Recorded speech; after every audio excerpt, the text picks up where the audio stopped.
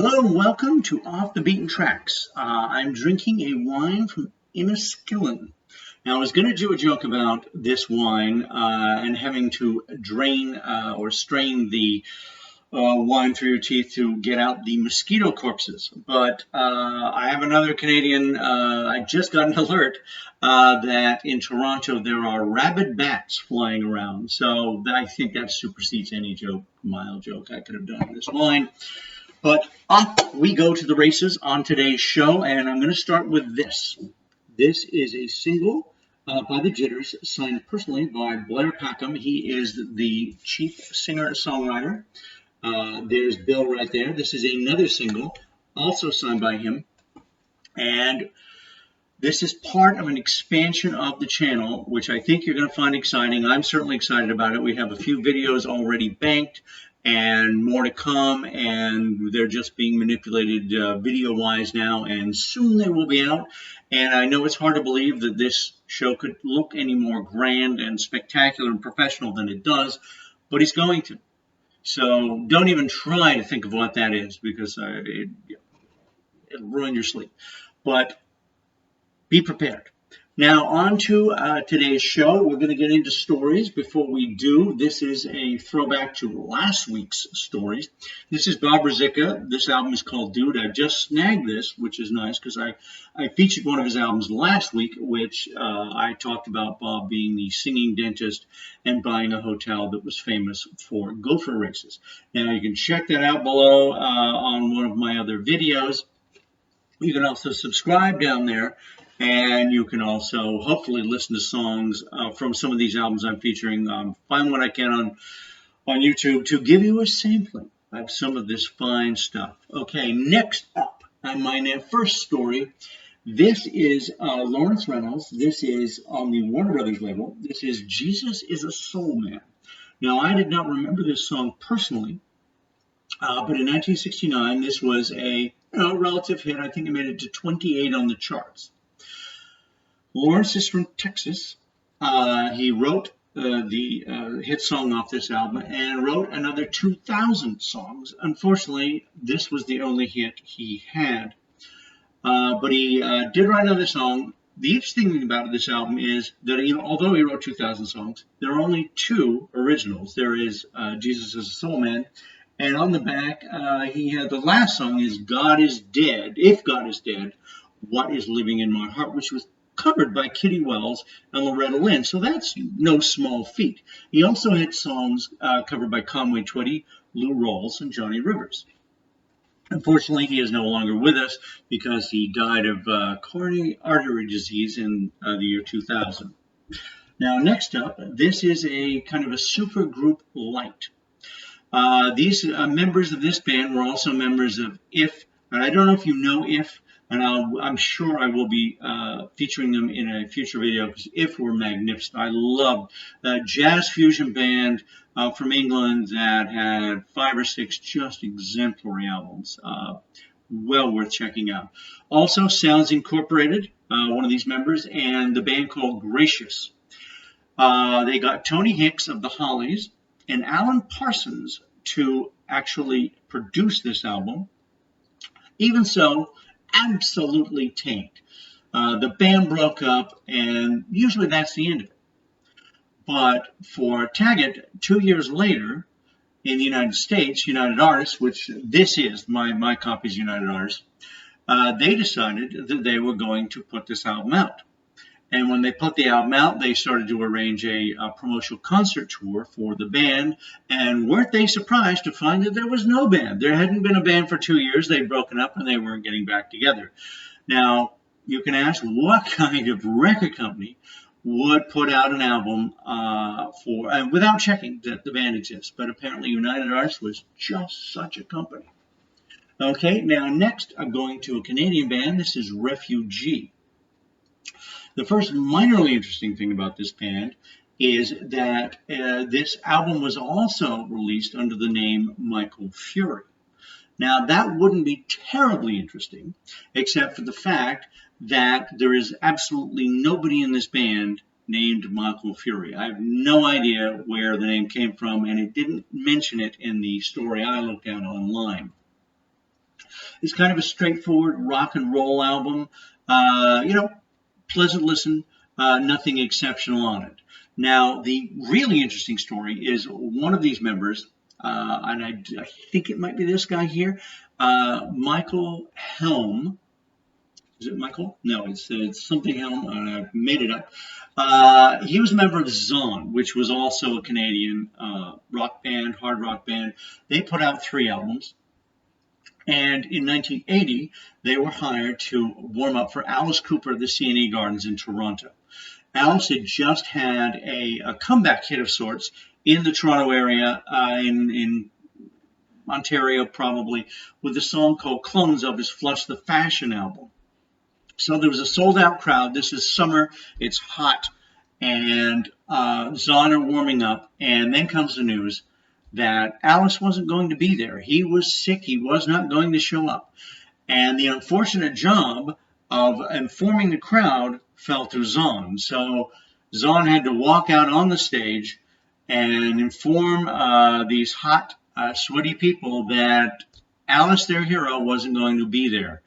All hell broke loose. They went apeshit. They started tearing the place apart, and the police came in with truncheons wielding and quelled the crowd. It was all in the newspapers.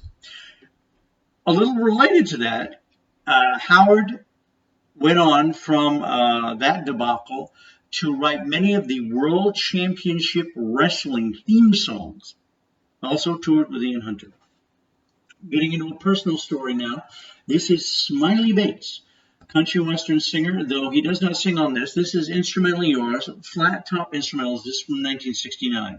At some point in his career, he settled in Oshawa, my hometown. So I am with my father one day in about 1975, 1976, and we walk into a music store in Whitby, which is right next door to Oshawa, if you're geographically inclined. And up at the counter, Smiley himself is talking to the owner, the proprietor of the store. And, we were introduced to him. And we start talking, and it turns out, hey, I'm a songwriter. And I am. And so Smiley turns to me and says, well, I'm always looking for songs, son, but you got to make them sad. My audiences like them sad. The sadder, the better.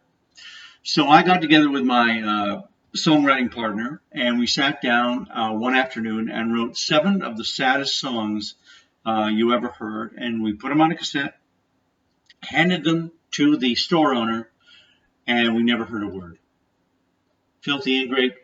But getting past my bitterness and the haunting thoughts of what could have been, I like this album. This isn't sad. It's mostly high kicking because there are no lyrics. It's just a lot of quick picking, fun strumming from Smiley Bates. So besides singing them sad songs, he could really play.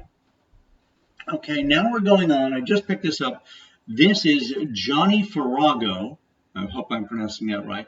And Patrick Zabe. I don't know. They're French Canadian. The album's called FZ. And to look at them here, and especially, I'm going to open this up as a gatefold. If you look at them here,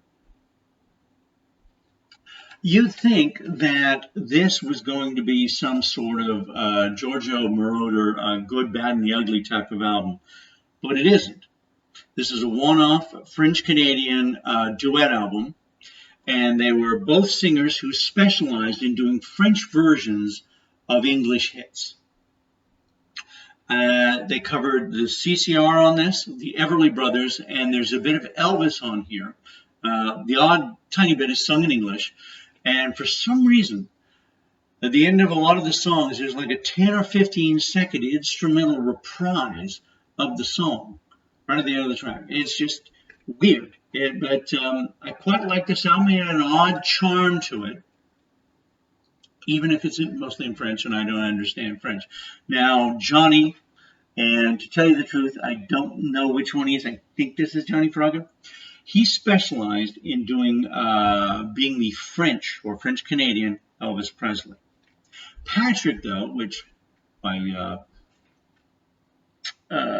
would be him, I guess, if this, and I don't know, I'm making this up. He has the more interesting story. He was born as Jean Ruzicka, and his career began as playing the double bass.